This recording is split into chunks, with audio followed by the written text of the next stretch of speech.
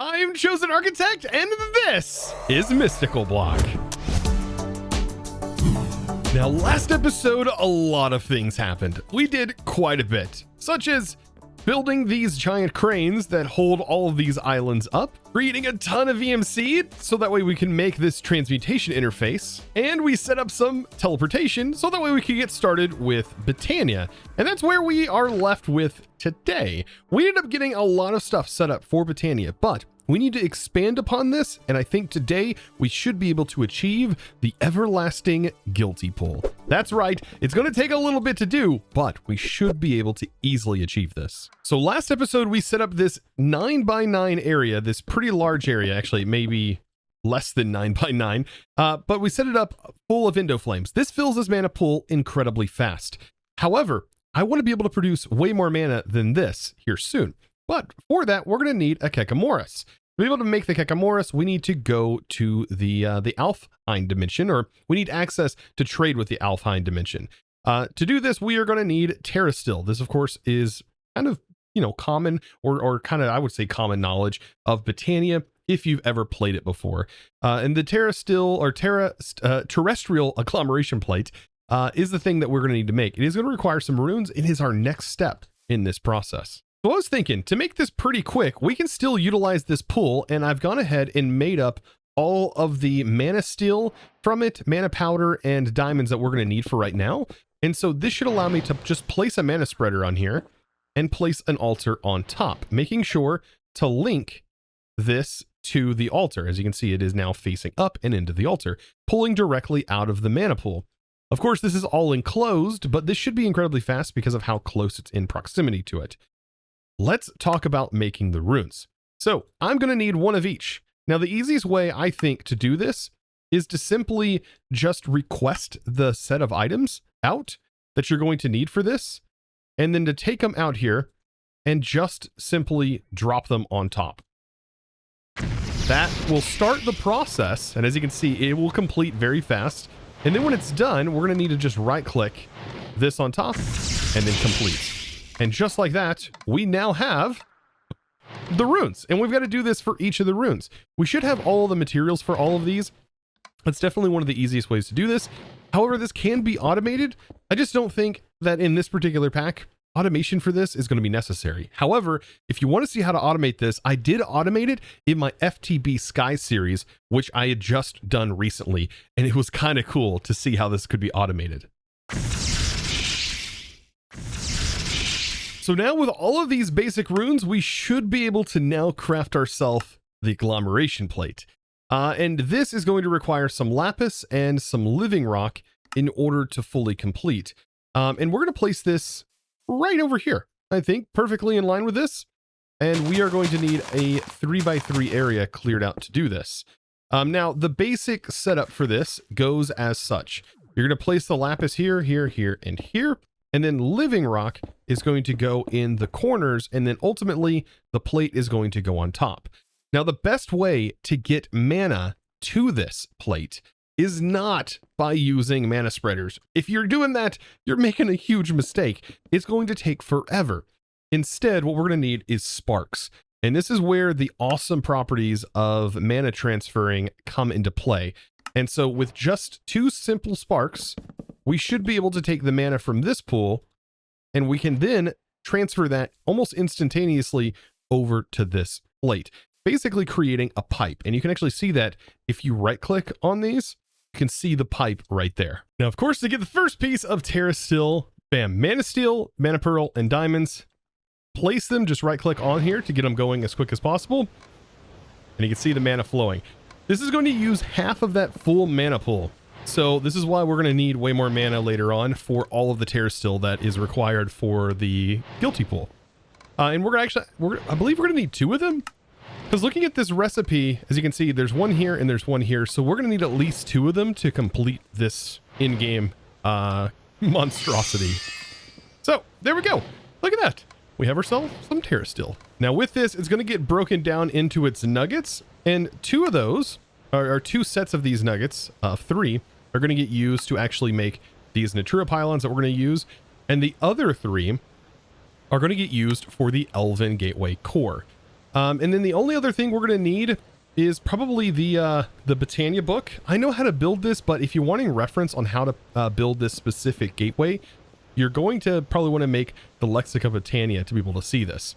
But I can go ahead and show you in case you just want to follow along with the video. Of course, there's nothing wrong with that. Now we're going to need glimmering living wood, 3 pieces to be exact, 1, 2, 3, and the rest of it just needs to be living wood. As you can see, we have a bunch of it here, and we should be able to set this portal up. Now I'm going to place the portal right here, place the core down, and then I'm going to start building onto this. Now these corner blocks, they do not have to be there, but the glimmering needs to be sort of on the center point, as you can see me building it right here.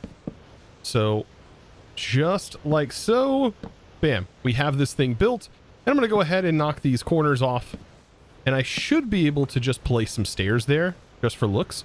But the main thing we're going to need is 2 mana pools, and those are going to need mana in them. And then of course we can take these Natura pylons, and all we have to do is place them on top. And once we have at least, I believe, a little over an eighth of a pool in each of these, we should be able to start the gateway.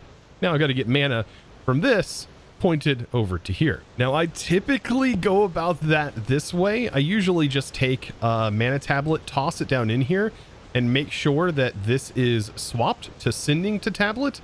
And I'll let it drain into that tablet, and then I'll use the tablet to fill these pools up to at least get this portal open. Because it doesn't use any mana to stay open, it just uses mana whenever you toss items in to be converted. Now the hardest part is aiming it. Of course, I could just remove the Natura pylon. That'd make it so much easier. But I need to check this and make sure it goes to at least that 1/4 mark. I kind of like them to at least be there. So with a little bit in each, we can go ahead and now activate it. And the world is calling, and we now have access and communication with Alfheim. So with that set up and done, well, we want to make pixie dust, right? So that's where the mana pearl is going to come into play and is going to allow us to thus craft ourselves our first Kekamorus, which is going to set us off on a mana production journey. It's going to be quite the mana production. And so Ender Pearl in, and there we go. We have our pixie dust. Now the rest of this is just simply taking a fire rune and a water rune and that, and combining it together. And temporarily, I'm going to go ahead and pop off the spark and set up the same runic setup that we just had going. And just like that, we now have everything we need in order to craft ourselves the Kekamorus, which in return is going to be pretty nice because cake is EMCable. So we can simply set up some placers that can just constantly place cake. And this is where mana generation is going to go wild. Now I need to keep in mind when setting this up that they can only reach a maximum of 6 blocks away. So this can reach this mana spreader, right? But this one will not be able to reach this mana spreader.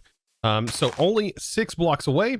And as you can see, they already are connected to the ones that are closest to them. And I need to fill this whole area in. And then in between here, figure out where I want to set up my modular routers with a block placing upgrade or a placer module. I'm also hoping that these mana spreaders that are connected right here, of course, they will be upgradable, but I'm hoping that these mana spreaders will be able to handle the amount of mana that these guys are going to be producing and be able to just immediately transfer it into the pool. And then we can, of course, send that mana to other mana pools via the sparks. So similar to how I set up that farm over there with the Endo Flames, simply just place an exporter, and I'm just adding some speed upgrades. And then in here, I have a placer that's placing up top. It's going to place some cake. I'm hoping this reaches the inner area here. We're going to see. I'm almost positive most of these are going to get filled up anyways. This may be kind of overkill, and I may not have enough mana spreaders to support this. I did go ahead and place a couple of cakes, and just in that short period of time, it generated quite a bit of mana. So yes, in this regard, I've just got to get some cables hooked in to our network receiver, and this should fire up and is probably going to be way more mana than I'll ever need. So as soon as I tap this in, things are going to really fire up. Okay, so connect. Oh boy. And then we're going to be able to see the true range of this, and it does seem like this can reach all of the cakes. Oh my. That's a lot. Now I definitely can see these are the bottlenecks.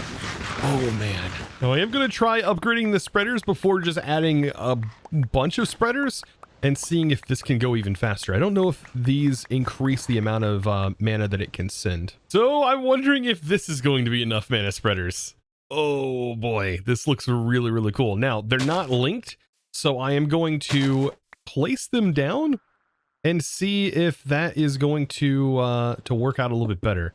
So the way it's all set up is just like this. And I'm wondering if I can actually use the building gadget for this to place down this flower. Oh, this is going to be interesting. So I can place down an entire area of these. Let's grab some more just to make sure if I overplace. And we'll extend this out. Place them down. Do they automatically connect? Okay, so they do not when placed. Oh no, they do. They totally do. It caused that much lag. Okay. Okay, so they are linked, and they should be linked to what is going to be the best spreader for them. Oh, and they're all synchronized. Oh, that sound is so satisfying.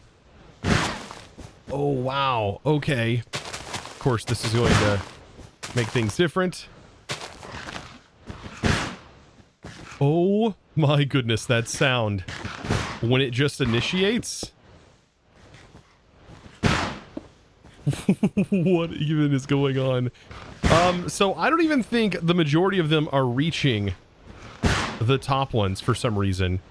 But we can definitely specify certain areas here and to link to this. What I'm going to do for this is I'm going to take the ones that are outside on the back here, and they're all going to get linked to the top, meaning the ones that are in the center are going to be linked to the bottom ones. So now for the fun part, now that I have most of these linked.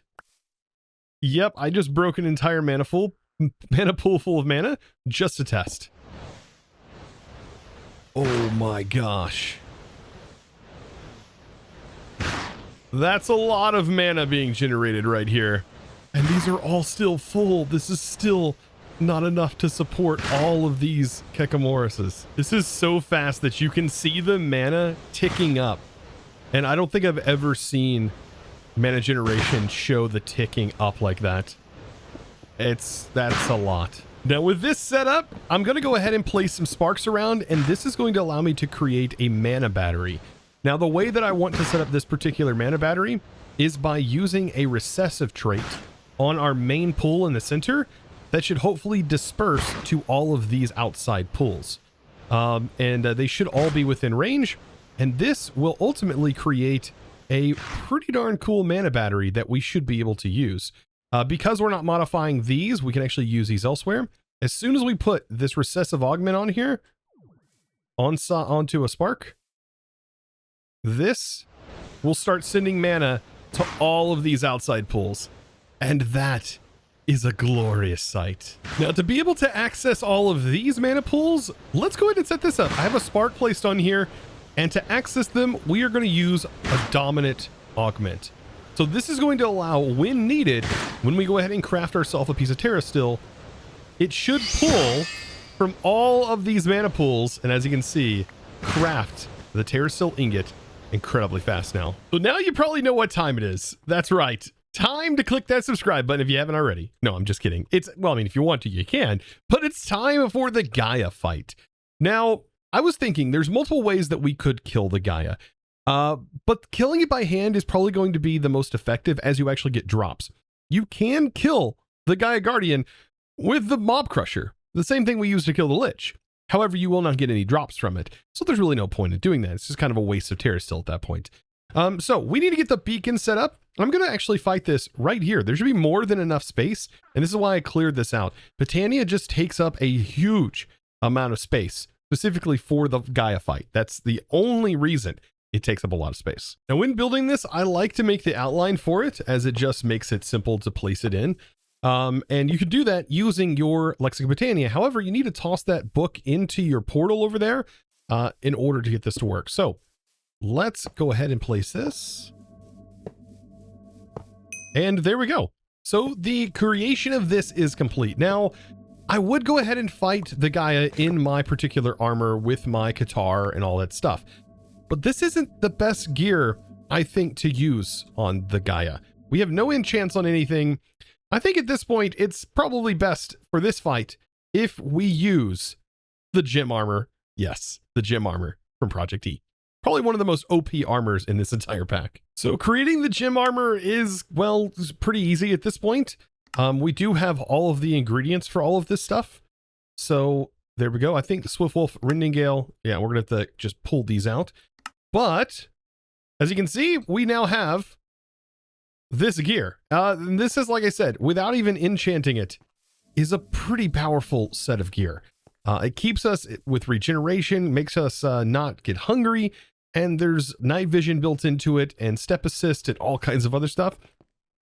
Yeah, pretty powerful. Now, of course, killing the Gaia Guardian would be way easier if we had some draconic weapons. Actually, now that I think about it, it actually may have some compatibilities with draconic that kind of prevent this armor from working. But let's see, does it have any compatibilities to prevent this mod from working? Project E, I have no idea. I mean, we can try it out. So to get this battle started, we need a piece of terrasteel. So I'm just going to use my Qatar for right now. It'll kind of help, but we shift right click, and that's going to start the battle. We have to stay within this ring, so flying's not an option. And let's see. Okay, so we're doing pretty good damage. Just on our own. And we're not taking any damage, which is great. All right, so we're now taking wither damage, but we should have damage mitigation.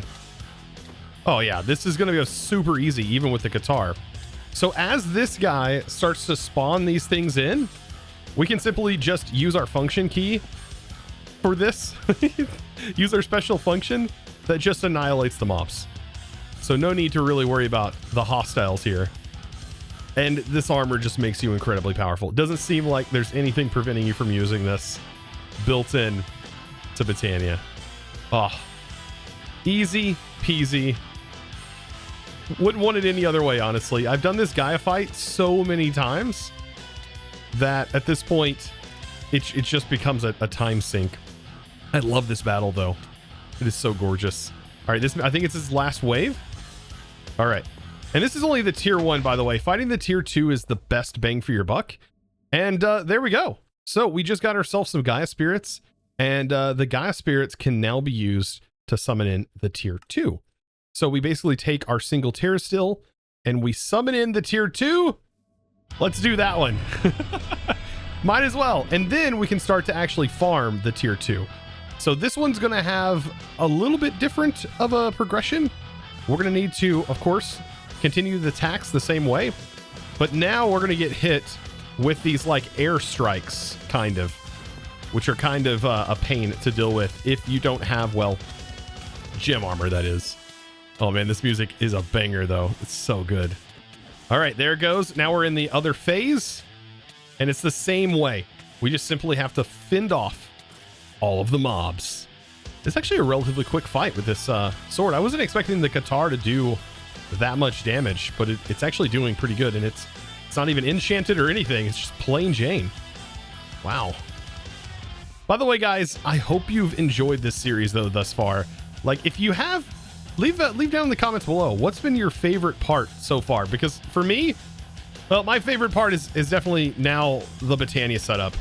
I love that I was able to make like a Botania setup that I've always wanted to make, just never had the sheer resources or time to set up something like this. Oh man, could you imagine the cake required? All right, and there we go. We've effectively killed both bosses from Botania. And then this is going to leave us with, as you can see, mana pearls, runes, all kinds of good stuff. The dice of fate that we're gonna need, the pinkinator, which turns a wither into a pink wither, which is your friend, kind of. Actually, wither.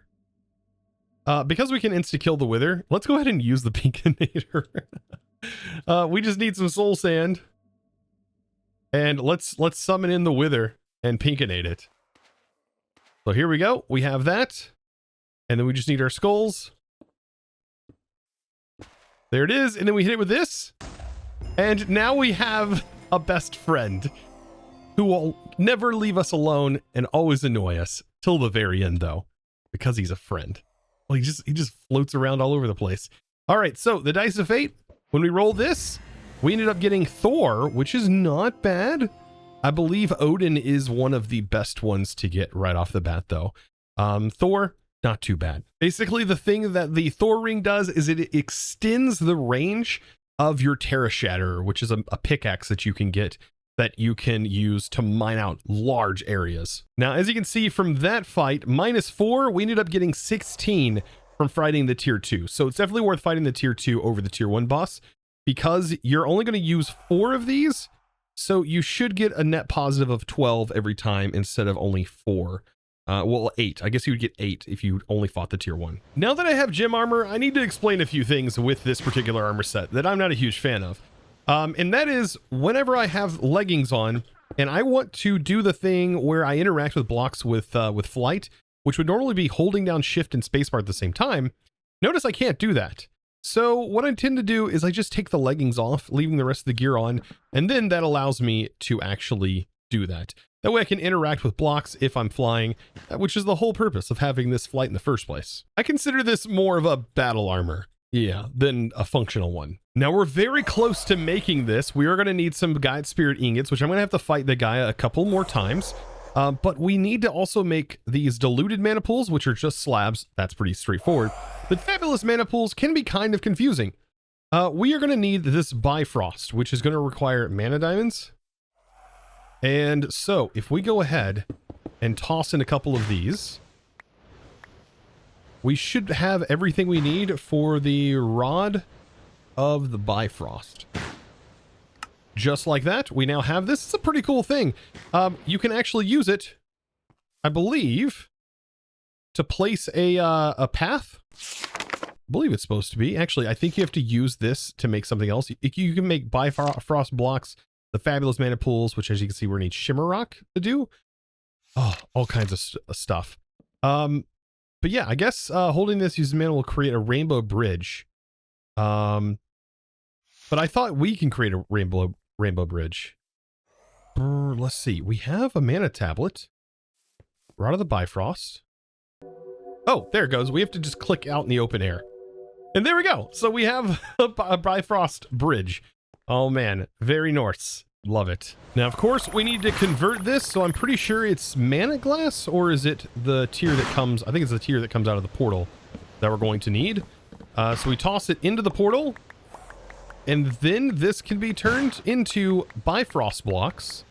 And then the Bifrost block then gets used to make, to mix with the Living Rock in order to make Shimmer Rock, I do believe. It looks like it's 1-to-1. So yes, there we go. 1-to-1. And that'll give us some Shimmer Rock, allowing us to make the fabulous mana pools, which rotate in this, of course, fabulous way. In rainbow style. I love it. By the way, this allows you to ride the Wither. I didn't know I could ride it. Oh, that's hilarious. And with that, I may now have enough after killing it 4 more times. We'll see. We'll see if this is enough. And we have all of the Dice of Fate to roll. But we should have it now. So let's open these. And there we go. Ooh, we ended up getting the Key of Cain's Law, one of my favorites, because, oh, it's so pretty. And look, we're going to launch it. Oh, it's so pretty. I love that one. But we did get Odin. Odin is a really powerful ring, by the way. So this is going to go in our ring slot, which we have a lot of ring slots, but this in our ring slot gives us another health bar. And also immunities that, well, we technically already have, but normally that would give us some awesome immunities that would be worth it. I would say that having, 68 is going to be more than enough. Now I just need to simply farm up enough terrasteel, which will take no time at all because of how fast this process happens now. It is pretty fast. Bam, just like that. And this should be the last piece of terrasteel that I need. We need a total of 16 in order to make our first everlasting guilty pool. The reason we need 16 is because of the 4 that are required in the craft of this. So let's go ahead and make the 4 Gaia spirits that we're going to need. Go ahead and toss those in. And there's the 12 that we need. And then, of course, we're going to need the rest of our Gaia spirits. Right here. All right, there we go. Okay, so let's go ahead and pull out the ultimate crafter and let's get this crafted. Now, I don't know if the wand matters, but I went ahead and made a basic wand of the force with the white ones that it looks like it needs here. And we have everything. So without further ado, let's craft ourselves an everlasting guilty pool. And just like that, we now have creative mana. It's a lot. It's a lot to take in. And then, of course, the way to use it would be to basically replace all of this. But I just don't want to replace it. I don't. Instead, I think I'm just going to add to it. And we should be able to just put a recessive upgrade on here. And that should work. So I'm hoping this is going to reach. So I have it placed down here. We just need to place a spark on top. And then hit it with the recessive. And as you can see, that is going to send a cascade of mana directly into all of our mana pools, filling it up creatively from this one. And we can still use this right here to create terrasteel, but now it's going to all come from this creative pool. Basically creating this giant loop. Oh, I love it. It's so cool looking. And guys, with that, we have now successfully completed Botania. Yes, all in basically one episode. So that's pretty darn cool. I hope you learned something new with Botania. I do try to talk as much about the intricate parts of this as possible. I have done entire Let's Plays based around this one mod alone. There is so much to learn from this. And like I said, I have covered automation if you're interested in learning about any of the automation parts of all of the mod here. So guys, it has been a blast. Be sure to click that subscribe button if you have enjoyed thus far. And also be sure to give a huge thumbs up to this video. Greg loves the pets, so be sure to give him a nice little pet.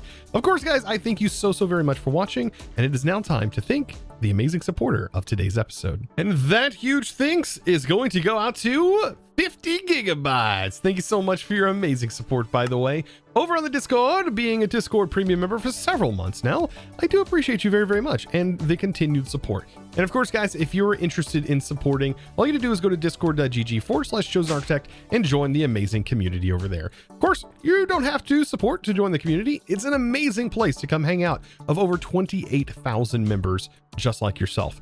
So find some like-minded people, make some friends, and hopefully to see you guys over there chatting in the voice chat, because I love to hang out over there. Guys, I will see you, of course, in the next episode as we get further and further into completing this mod pack. I hope you guys are ready, and I'll see you, as always. Thanks for watching. Bye!